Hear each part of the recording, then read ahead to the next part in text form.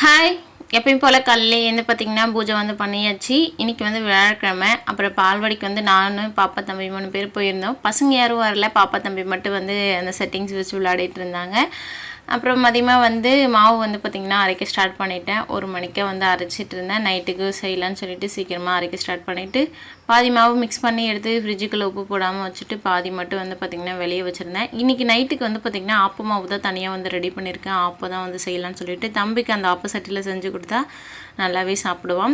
அதுக்கப்புறம் ரசமலாய் கேக் வந்து பார்த்திங்கன்னா ரெடி பண்ணியிருந்தேன். இந்த கேக் வந்து ஆர்டர் கேன்சல் ஆகிடுச்சு. சரி, நான் வந்து சாப்பிட்டதே இல்லைன்னு சொல்லிட்டு செஞ்சு சாப்பிட்லான்ட்டு ரெடி பண்ணிகிட்டு இருந்தேன். அதையும் ரெடி பண்ணி வச்சுட்டு ஈவினிங்காக தான் வந்து பார்த்திங்கன்னா 4 மணிக்கு மேலே தான் வீடு துடைச்சேன். பாப்பா தூங்குவா, துடைக்கலான்னு பார்த்தா தூங்கவே இல்லை. 4 மணிக்கு தான் தூங்குனா. அதுக்கப்புறம் தான் துடைக்க ஸ்டார்ட் பண்ணிவிட்டு விளக்கு பாத்திரம்லாம் கழுவி பொட்டு வச்சுட்டு இன்றைக்கி ஈவினிங்காக சாய்பாபா அப்பாவுக்கு பூஜை போடணும்னு சொல்லிட்டு கொஞ்சம் அர்ஜென்ட்டாக எல்லாமே பண்ணியிருந்தேன். 6 மணிக்கெல்லாம் பூஜை பண்ணி முடிச்சிட்டேன்.